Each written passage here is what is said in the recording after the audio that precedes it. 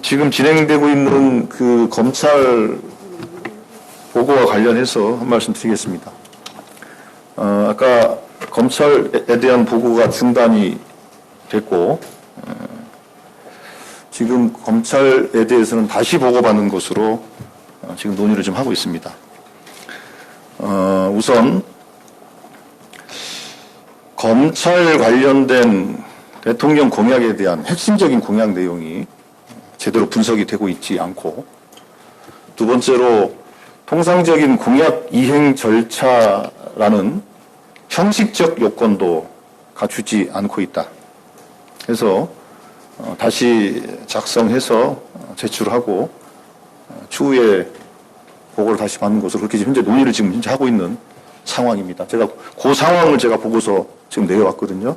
이거는 검찰 업무 보고를 받고 나서 잠시 회의를 중단하고 저희들이 별도의 논의를 통해서 그렇게 정리된 사항이고, 이 사항과 관련해서 지금 검찰과 막 지금 대화를 하고 있는 중에 제가 지금 내려온 거니까요.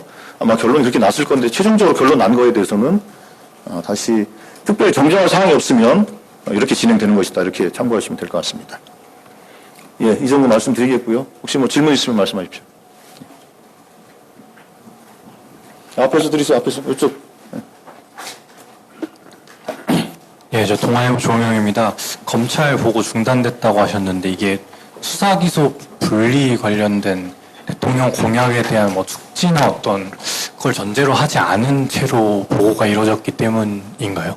뭐 핵심적인 공약에 대한 제대로 된 분석이 미흡했다, 이렇게 저희들은 보고 있고, 그렇게 해서 보고를 다 받고 나서 중단한 거고요. 지금 현재 뭐 논의를 좀 하고 논의가 종료됐는지는 모르겠습니다만, 다시 제대로 된 공약 이행 계획을 내용과 형식적 요건을 다 갖춰서 보고할 수 있도록 그렇게 준비해달라, 그렇게 요청을 하고 있는 상황입니다. 뭐 당연히 아무래도 수사 기소 분리 문제를 핵심으로 한 것들이겠죠. 예. 예, 다른 분요. 아까 예. 네, 저 SBS 민경호입니다. 이거 말씀하실 때 내용과 형식적인 문제에서 모두 미흡하다고 하셨는데, 내용에 대해서는 좀 어느 정도 이해가 가는 부분이 있는데 형식은 어떤 걸 말씀하시는지요? 형식은 우리가 공약 이행 계획을 세울 때는 보통 이런 형식적 요건을 갖추게 됩니다. 예를 들면 정책 공약집, 그리고 그 대통령의 발언 등등 이런 것들을 근거로 삼아서 이 근거를 통해서 공약 이행 계획을 구체적으로 작성하는, 이렇게 보통 다른 부처들은 제대로 된 보고서는 다 이렇게 만들어지는데, 일부 부처는 이런 그 정말로 형식적 요건도 갖추지 않은 상태에서 만들어진 보고서들이 있었습니다. 오늘 검찰의 보고서도 그렇고요. 그 문제에 대해서 지적을 한 거고요. 그 얘기는 뭐냐면, 공약 이행 계획을 세울 때 꼼꼼하게 관련 공약, 그 공약에 따른 대통령의 그 워딩, 뭐 이 각종 자료들을 충분히 숙지하고 참고하면서 공약 이행 계획을 세우지 않았다라는 것을 드러내는 것이다, 이렇게 보는 것이죠. 그렇기 때문에 내용뿐만 아니라 형식적 요건도 매우 중요합니다. 그 둘 다 갖춰지지 않은 것 같다, 이게 저희들의 판단입니다. 예, 저 뒤에.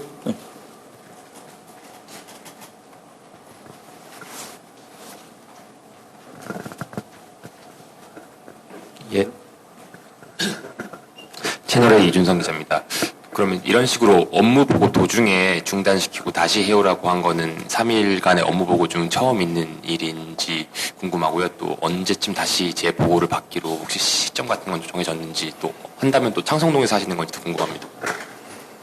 예, 뭐 일단은 그 다시 하게 되면 아까 저희들이 논의한 것은 화요일 정도까지 문서를 좀 다시 좀 정리해서 보고해달라는 것이고, 수요일 날 그럼 하게 될 겁니다. 예. 일단 그 정도 좀 논의가 됐고요. 제가 막 검찰하고 논의하는 중간에 내려와서 혹시 뭐 또 변동사항 있는지를 저희들이 체크해서 말씀드리도록 할게요. 예. 이게 처음 있는 일이라고 방금 질문이 나왔었는데, 그것도 좀 답변 부탁드립니다. 예, 처음 있는 일이 맞습니다. 처음 있는 일 맞고,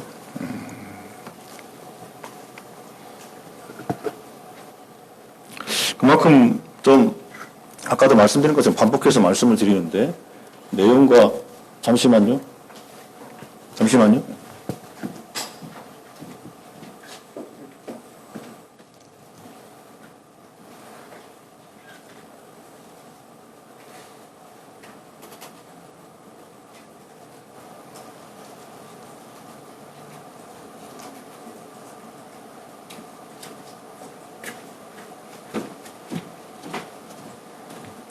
네, 죄송합니다. 예. 어쨌든 맞고요. 다시 아마 화요일까지 보완을 해서 아마 하게 되면 수요일 날 정도 하게 될 것 같고요. 그리고 방통위에서도 뭐 비슷한 일이 좀 벌어진 것 같은데요. 실제로 지금 방통위 위원장이 이제 있는 상황이고, 방통위 업무보고 내용과 방통 현재 위원장의 생각에 차이가 있는 업무보고 내용들이 있어서 아마 그것에 대한 질타가 좀 있었던 것 같고요. 검찰과 관련해서 조금 전에 확인을 해보니 아마 자료를 조금 더 보완된 자료를 추가적으로 제출하긴 한 것 같습니다. 추가적으로 제출한 건 맞고, 그러나 이제 그 자료의 내용과 형식적 요건도 충분치 않다라는 판단을 좀 하고 있는 것이고, 그래서 화요일 날까지 아까 말씀드린 것처럼 다시 업무 보고서를 좀 정리를 좀 하고, 그리고 나서 다시 보고를 받는 것으로 그렇게 최종적으로 정리됐다고 합니다. 예. 어제 기획재정부 등의 업무 보고를 받은 뒤 이재명 대통령 공약에 대한 이해도가 떨어진다며 정부 부처 기강 잡기에 나선 국정기획위원회. 업무 보고 이틀째인 오늘은 감사원을 겨냥했습니다. 지난 정부에서 감사원의 기능이 망가져 자성이 필요하단 겁니다. 감사원이 어떤 정파의 무슨 돌격대 역할을 해서 이게 좀 심각한 상황입니다. 감사원. 그 위상 추락은 물론이고. 감사원의 업무 보고에서도 윤석열 정부 시절 진행된 전현희 전 국민권익위원장에 대한 감사와 월성 원전 감사 등에 대해서 표적 감사를 진행했던 것 아니냐는 위원들의 비판이 쏟아진 걸로 알려졌습니다. 한 국정위 관계자는 구체적인 반성이 없고 보고가 무성의하다는 지적이 많았다고 감사원 업무 보고의 분위기를 전했습니다. 국정위는 어제부터 진행된 정부 부처의 업무 보고에 대해선 매우 실망스럽다고 호평했습니다. 윤석열 정부 3년 동안 공직사회가 얼마나 무너졌는지 여실히 보여줬다면서 공약 이행 계획 등이 포함된 전 부처의 업무 보고를 다시 받는 수준으로 진행하겠다는 으름장도 놨습니다. 지난 겨울부터 시작해서 대선에 이르기까지의 기간 동안에 많은 부분이 우리나라가 흐트러져 있습니다. 모든 것을 새롭게 각오하고 하셔야 됩니다. 국정위는 내일 이재명 정부가 개혁의 최우선 대상으로 삼는 검찰청 업무 보고를 받는데 김건희 여사에 대한 부실 수사 의혹 등에 대한 위원들 지적이 잇따를 전망입니다. SBS 박하정입니다. 어제 진행됐던 업무보고와 관련해서 먼저 말씀을 좀 드리겠습니다. 보도자료가 일부는 제공이 되고 일부는 제공되고 있지 못해서 일단은 전체적으로 한 번씩 제가 말씀을 드리는 것으로 하고요. 먼저 개별 업무보고에 대한 평가 전에 업무보고에 대한 총평을 먼저 하도록 하겠습니다. 어제 저희 위원장께서도 지적을 하셨습니다만 어제 한마디로 진행됐던 업무보고 내용은 사실은 한마디로 좀 실망이다. 매우 실망이다. 이렇게 말씀드릴 수 있을 것 같습니다. 공약에 대한 분석도 또 그 공약에 대한 제대로 된 반영도 사실은 부족하고 내용이 없고 구태의연한 과제들을 나열한 것에 불과했다. 새로운 정부에 맞는 구체적인 비전이나 계획을 구체적으로 세워지지 못했다. 또 어떤 부처는 또 공약을 빙자해서 부처가 하고 싶은 일을 제시하는 상황도 벌어졌다.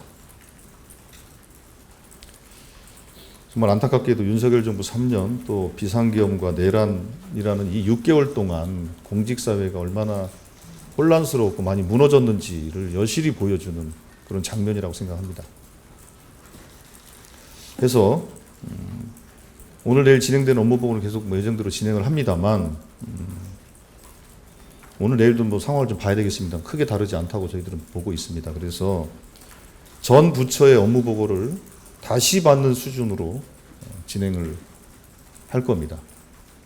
특히 오늘 내일 그리고 어제 진행했던 이 3일간 업무 보고를 통해서 지적되고 제시됐던 여러 가지 생각들을 잘 반영해서 또 새로운 정부의 국정 비전과 철학들을 깊이 고민하면서 제대로 된 업무 보고를 진행할 수 있도록 하겠다, 이런 말씀을 드리겠습니다. 예, 그리고 어제 있었던 업무 보고 관련해서 부실하긴 합니다만 그래도 진행됐던 것에 대해서는 말씀드리도록 하겠습니다. 먼저 경제 1분과는 기획재정부와 국세청 업무 보고를 진행을 했는데 기획재정부는 뭐 보도도 많이 있었습니다만 세수 추계와 전망에 대한 정확성 및 재정의 지속 가능성을 담보하기 위한 이 방안들을 마련할 필요가 있다. 그리고 공공기관의 운영 관련해서 종합적인 고민을 이제는 전향적으로 시작할 시기가 됐다. 또 잠재 성장률 하락이 심각한 상황이기 때문에 이걸 어떻게 반등시킬 것이며 우리 경제의 총 요소 생산성을 높일 수 있는 정책적, 제도적 대응이 필요하다.